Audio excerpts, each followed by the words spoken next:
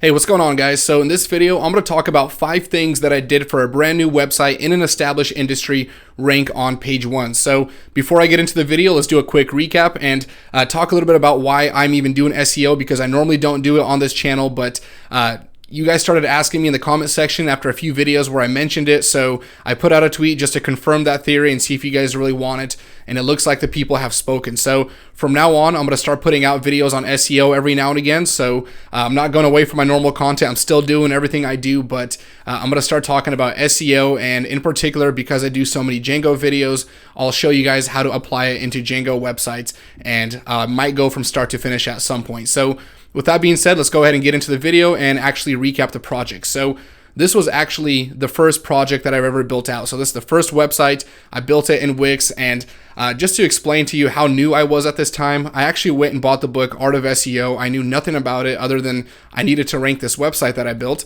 And I started following from that book. Within 2 weeks, I had all the meta tags complete, title tags. I put the sitemap there, got the website onto Google Webmasters, got some analytics on it. So I did all the basic on-page SEO. So all the technical stuff that you can do to rank a website well, I took care of that. But after you do that, there's a lot of waiting, and there's things that you can do to really help improve that as far as the social side. So you really have to do things beyond just getting the technicals done. So let's go ahead and actually get into those 5 things that really helped boost my website and get these competitors that have been there for, some of them probably 30 years, and actually outrank their established websites. So the first thing that I did was run some ads to the website and get traffic by paying for it. So I don't know if you guys ever seen those ads on Google. You probably have. The first couple of results are usually going to be paid ads, and you can just pay per click for those. And the reason why I did this is because when you first create a website, Google needs time to learn who you are. They don't really trust you just yet. So they're going to throw you somewhere in the back. And one of the ways to actually get Google to trust you after indexing a site is to get some traffic and let Google know how users respond to your web traffic. So without any ranking, you're not going to get traffic, and without traffic, it's kind of hard to rank the website. So I needed something to propel that, and using something like ads really was able to push me forward. And because we were making money on the website right away, or at least on the service, I was able to actually get a return on my investment. So I did have to put some money into that, but it was definitely worth it. It gave us a huge boost in the beginning. So number 2 on the list is getting reviews. So because my website was based on a local business, I knew that this was going to be very important in actually ranking that website, because Google takes reviews very seriously. If you don't really understand how search works, Google is trying to give you the best results. So they're trying to find you something that's nearby. They're trying to find you something that's highly rated, so you use their platform over and over again. So they take reviews very seriously in this process. Now, I knew that I can use this to my advantage, but the only problem was the fact that with a new business, you're competing with businesses that have been established for a while. They already have their reviews from years prior, and it was kind of hard to compete with that. But one thing I did notice is that they weren't really getting reviews at a high rate. So I saw that they weren't aggressively going after the reviews.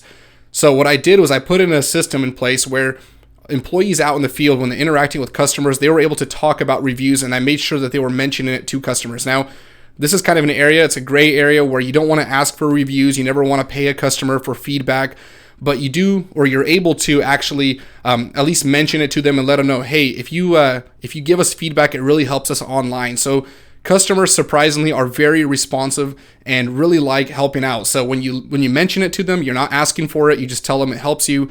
A lot of these people were giving us reviews, and because of that, we probably had 70 reviews within, I think, a 2-month span. It was a lot. With a couple hundred customer interactions every single month, it's pretty easy to have good experiences and get these positive reviews. So it wasn't long before we started outranking in reviews. We had more reviews than our competitors, and that was a huge boost for us.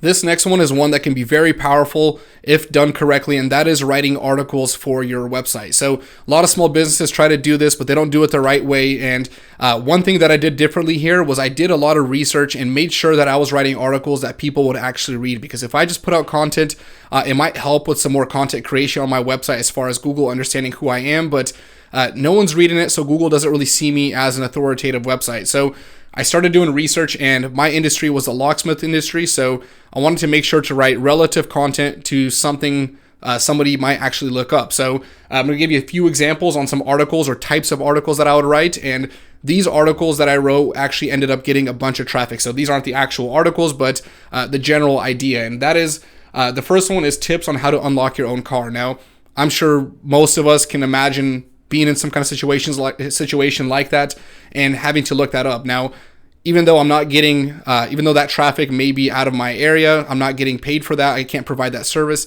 Google's still seeing that traffic go to my website, and I'm building domain authority, I'm building trust with Google, and I'm showing them that people like the content on my website, you can show it to other people now. So another one would be, what should I pay for locksmith services? So make sure that you know what to expect whenever you're dealing with a locksmith. Another one would be locksmith services and general pricing breakdown. So I'm going for keywords. I'm saying certain things that people might look up, but they're also able to do this in a normal search. And these did big. I probably pulled more traffic to our website from these articles than I did to the actual services based on locations. But because of that, we're able to create that presence and get a lot of traffic there.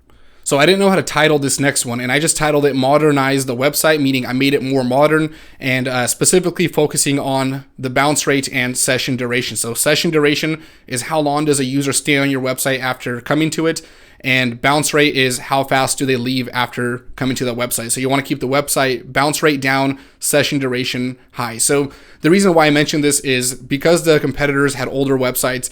After doing some research, I noticed that they were really old and outdated. And the feeling that I got going onto those websites was like walking into an old wine cellar that nobody's been in for years. It looked like no one's maintained it, looked like an old newspaper. So I realized that it was going to be very easy to fight for that and make my website a little bit more modern and increase some of those statistics. Now, I know people have argued about bounce rate and if Google actually takes that into consideration.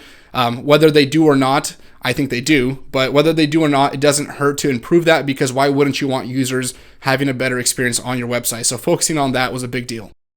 Split testing user experience. Now, this is something that I know my competitors weren't doing. In your industry, you might have to deal with this. It means that you just have to be more aggressive. Now, I watched like a hawk what the users were doing on my website. I wanted to know every page they went on, how long they were on it, what they did on that page, anything I can do with Google Analytics, which is what gives you access to a lot of that.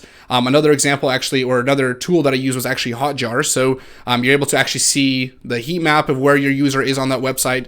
I really made sure to watch what they were doing and constantly adjust. Now, split testing is just the process of testing one page against another. So an example would be when I ran the ads, I would run one landing page and I would run that for a day. And then I would run another landing page and I would see which one converted better and what experiences they had. Now, the one that didn't do as well, I would take that down and then I would make another landing page and improve on that and see if that one did better than what I had. Once I kind of saw good metrics, once I was comfortable with what I saw, I would keep it that way and just leave it at that. So split testing was huge, and actually I'm able to understand my user and understand what they wanted, which again goes back to step 4, which is why the website was able to give the users a better experience.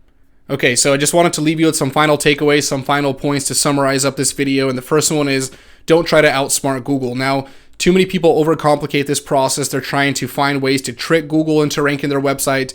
Just focus on building good websites and Google will eventually find your website. Write good content, focus on that. Now, the next one is going to be focus on the user experience. If you give the user a good experience, it goes hand in hand with Google. Google can tell how people are on your website. They can see how they interact with it. And if you give the users a good experience and focus on them, you're just going to create a good website by default and it will rank. Now, the last one is going to be Google cares about the user's experience. Now, if you focus on that, if you're not trying to trick Google, and it kind of summarizes up the last two, or the first 2 points that I just made here, Google cares about the user. So if you think about it that way, you'll know what Google ranks. You'll almost instinctively think about what Google's trying to give their users, and you're going to be able to give the users that experience. So if you focus on those things, make it about them and not about your own website, things usually will fall into place. So thanks for watching. I hope you guys enjoyed this video.